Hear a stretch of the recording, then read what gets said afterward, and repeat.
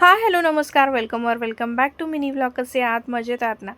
इडलीचा बेत फायनली झाला आमचा डन. 2 ते 3 दिवस झालं माझी सोन्या म्हणती, "मम्मा इडली बनव, इडली बनव." पण माझ्या या पोटाच्या आजारामुळे मला काही समजतच नाही. कधी आज बरं वाटतंय तर उद्या पुन्हा दुखतंय. आता हे ऑपरेशन केलं म्हटलं थोडंफार सहन करायलाच पाहिजे. पण एक दिवस झोपून काढते तर दुसऱ्या दिवशी उठून काढते, असं सध्या चालू आहे. त्यामुळे तिला मी आज उद्या म्हणता फायनली ते पीठ भिजवलेलं आहे. आणि बाहेरच्या इडल्या आम्हाला आवडत नाही बरं का. आणि इडल्या तरी चालतील, मात्र सांबार मात्र मम्माच्या हातचंच हवं आहे. आता हे सांबार मी कसं बनवते ते तुम्हाला या व्लॉगमध्ये बघायला मिळेल.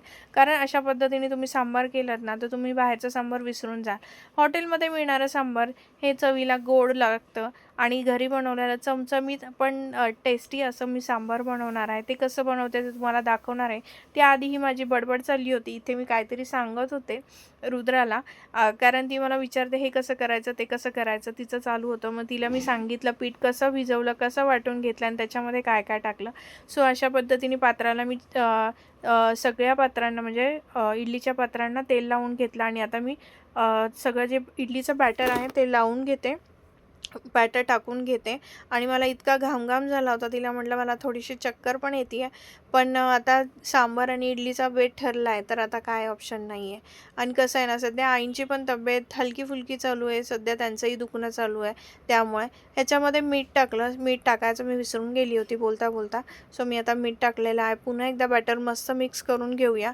आणि हे जे बॅटर आहे ते त्या तेल लावलेल्या त्या पात्रांमध्ये टाकून घेऊन मस्त वाफेवर आता इडल्या शिजून घेऊया. सांबार कसं बनवायचं, तर नॉर्मली सगळेजण आधी शेवगा काही जण वेगळा शिजवून घेतात, त्याच्यामध्ये बटाटा वांगं असं काही जे आहे ते सगळं वेगळं शिजवून घेतात. तर मी तसं नाही करत. मी तुम्हाला आज दाखवणार आहे की सांबार इझीमध्ये एकदम झटकीपट आणि टेस्टी सांबार कसं करायचं ते मी आता या व्लॉगमध्ये तुम्हाला दाखवणार आहे. त्याआधी आपल्या शेवगा बटाटे आणि हे जे काही इडलीचं साईडला मी ठेवून दिलं, एक पहिला कुकर लावला. आता शेवगा मस्त कापून घेते, त्याच्या जे वरच्या जे साल असतं ते थोडंफार काढून घ्यायचं, जेवढं निघेल तेवढं. 2 बटाटे घेतले, 2 वांगी घेतली, 1 टमॅटो घेतला. टमॅटो हा गावरान आहे, तर हे जर तुम्हाला 2 अजून एखादा घेतला असता तरी ते आंबट झालं असतं. सो मी आता इथे 2 बटाटे घेतले, 2 वांगी घेतली, हे छान असं कापून घ्यायचं. काही जण बटाट्यांचे सालही काढून घेतात, पण मला नाही, मला असंच आवडतं. सो अशा पद्धतीने तुम्ही एकदा करून बघा. आणि आपले बाहेर जे हॉटेलमध्ये सांबार मिळतं ना त्याच्यापेक्षा हे सांबार तुम्ही मस्त आणि हेल्दी पण आहे. शिवाय घरी तुम्ही हायजीन वगैरे सगळं पाळून तुम्ही मस्त करा. तर हे असं छान सगळं स्वच्छ धुवून घ्यायचं 2 ते 3 पाण्याने. आणि छान धुवून घेतल्यानंतर त्याच्यामध्ये आता आपल्याला कांदा टाकायचा, 2 टमॅटो टाकायचं. इथे मी डाळी घेतलेली आहे, मुगाची डाळ आणि तुरीची डाळ. तुम्ही मुगाची डाळ, तुरीची डाळ आणि शिवाय तुम्ही लाल डाळ जरी घेतली तरी चालेल. कांदा चिरून 1 टाकला, टमॅटो टाकला, बटाटे टाकलेले आहेत आणि जे काय आपण कट करून घेतलं ते सगळं ह्याच्यामध्ये मी टाकलेलं आहे. थोडंसं चवीपुरतं मीठ टाकायचं, हळद टाकायची आणि ह्याला 1 ते 2 शिट्ट्या घ्यायच्या. 2 शिट्ट्या पुरे होतात, कारण शेवगा पण जास्त गाळ नाही होत. आता पाणी जेव्हा वर येईल तोपर्यंत मी कुकर लावला नाही आणि त्याच्यामध्ये चिंचेचा 1 तुकडा टाकला. आता मी इकडे चटणीची तयारी करते. चटणी साधी सिंपल असते, सगळ्यांना माहिती. खोबरं आणि कोथिंबीर वाटून घेतली आणि एखादा मिरचीचा तुकडा, जिरं मोहरीची फोडणी दिली, थोडासा कढीपत्ता, थोडीशी साखर आणि चवीप्रमाणे मीठ. झाली आहे चटणी तयार आपली. आता तुम्ही म्हणाल थोडासा कलर वेगळा दिसतोय, तर कोथिंबीरमुळे त्याचा कलर वेगळा झालेला आहे, पण तुम्ही ही चव करून बघा, खूप सुंदर लागते चटणी. आता या दोघींना मी आजी नातींना कामाला लावलं आहे, म्हणजे इडलीचं जे आहे ते काढून घ्या म्हटलं इडली.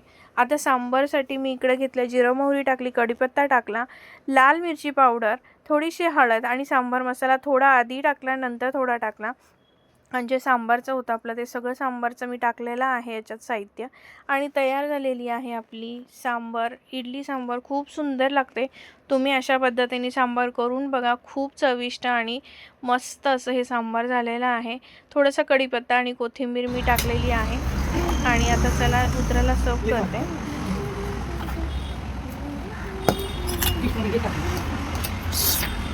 तोंडाला चव सुटली. तोंडाला चव सुटली का तोंडाला पाणी सुटलं? तोंडाला पाणी.